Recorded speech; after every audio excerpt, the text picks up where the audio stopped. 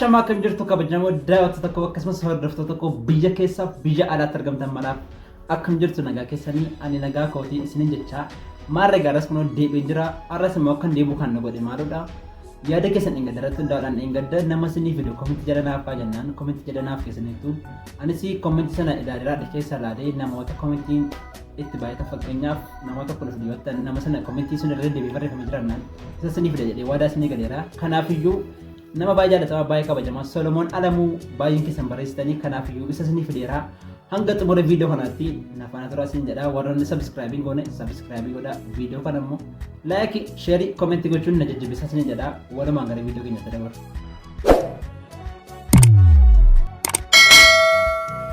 Faarfataa Solomoon Alamuu gaarummaa Waaqayyoo himameen dhuma. Galaannutu qalamaa samiin ta'ee waraqaa. Kan kennu mucaafamee dharaan qabu barhaqaa. Kanaafiyyuu sabbootiin keenya bobeessan nuti immoo maal gochuu qabna ati maal goota? Sabboota kun boba'ee innaamsuudhaan farsaa. Atoo anis ammanii jirutti meeni dhalootatti dabarsaa. Afaan ganama Waaqayyoo waamtin galgalama orma waamta. Afaan ganamatti si waame galgala orma waamu mechuuko. Maal akkanaaf goote na beeka fufee si jajuudha si chuuko. Waaqayyo garumaatti siif si jabeesse. Humnaaf waamsisaa koona taate murgaan koo jabaate sirratti. Farfannaan koo sitti xinnaata maalum dabaluu laata galti. Kanaafiyyuu isaan dabartee har'a geesse kaati. Siin darbee tanarraas ga'ee bu'aa ba'ii fuulantaa cimu. Kee qabanii raganaa lamnee dhugaa isa labatatti. Kana jechuun dhiiga isaatiin jireenya garte kaati. Dhiiga keenan jireenya argee ofiin findee olii gargaattadhe. Gaanfa fayyina koo Yesuus galata si fide baattadhe. Kanaafiyyuu Waaqayyoodhaaf galata kibitti fiddaa fireeti. Dabalee daddabalee. Dabalee daddabalee. Dabalee daddabalee. Dabalee daddabalee.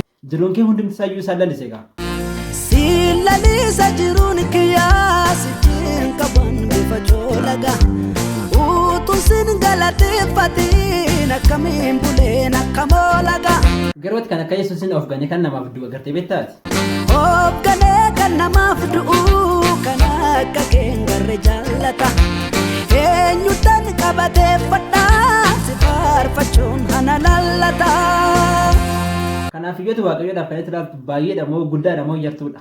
Qabu yartuun siif ilaalu na biraa keessa caalu. Qabu xinnaan siif ilaalu na biraa keessa caalu. Dhugaa jettee garuu gaaffii tokko si gaafadha. Utuu Waaqayyo sin gargaarate utuu Waaqayyo sin kabajnete utuu Waaqayyo lafaa sin kaasnete ati silaa namarraati. Ani silaa namarraa miti. Ani silaa namarraa miti.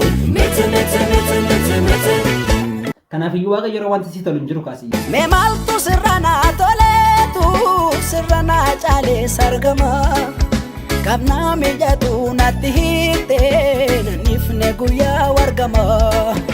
Yommuutti baana tulfaate yaadoon na sarree wittisu. Tulluu gad qabaa dhufte naafi reekee humtuun ittisu. Waaqayyo kun bakka eenyu siif bu'ee? Bakka haadhaaf abbaa obboleessaaf fira ina baluu lakkii na bu'aa bira situ jiraan jira.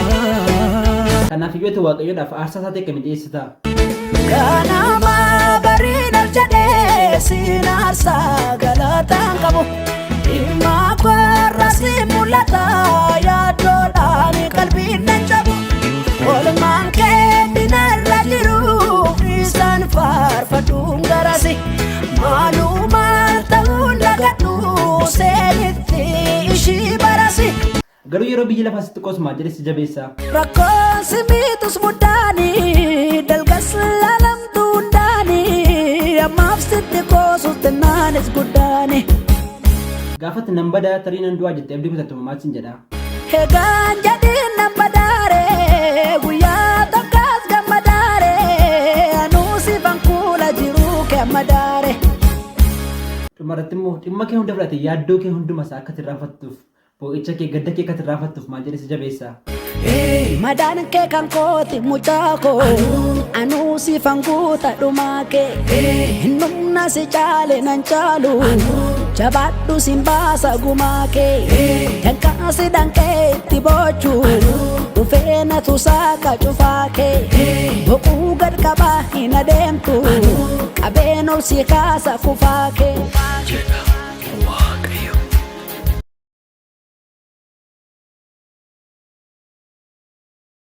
Faarfataa Solomoon Yesuusiif maali? Jaalallee barruu madaa. Barri kun mee bara kamiiti? Raafaduun du'aa biyya keenya tuutee. Dhugaadha. Bara yaaddoo namtuu kokkee namaa utee. Yesuus maal sitti kennate maal sirkaa qabaa? Eebanaatu na harka jira dhaloota tannaama. Dhalootatti mee maal dhaamta? Wangeela labsaa darbee. Yeroo wangeela labsitu kana alangaa jalootaan sodaattu ati? Alangaan jalootaan ana argu. Maaliif? Yesuun na dhokseera of keessa. Amma hin deemtaare?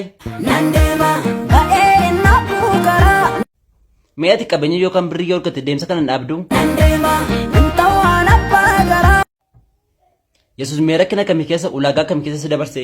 Ganta san darbamnee ulaagaa rakkistuun tarkaanfachiiste.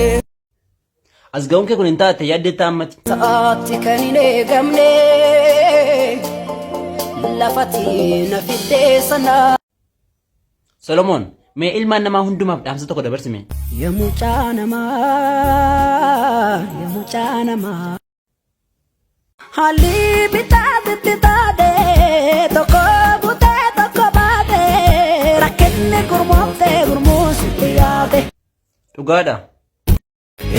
Madaan kee kan kooti mucaa koo anuusi fankuuta dhumaa kee boquu gad qabaa hin adeemtu qabeen ol si kaasa kufaa kee. Egaa viidiyoon keenya irraa kana fakkaata ture akkasumatti gammaddaniif waan guddaa irraa barattan abdii guddaa isinirraa qaba.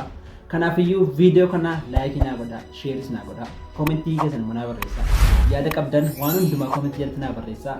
Akkasumallee torbee dhufu immoo eenyu akkasiniif faarfattootas ta'ee koomeediyaanota, tiktookerootas haa ta'u bakka abbaa barbaade yoo ta'u namootaan akkasiniif barbaadan koomentii jalatti naa barreessaa. Isinin jaalladhaa, isinin kabajaa. Viidiyoo kana jalqabaa kaatanii galumaatti waan haataniif guddaa galatoomaa isinin jedhaa. Isin jaallatamtoota.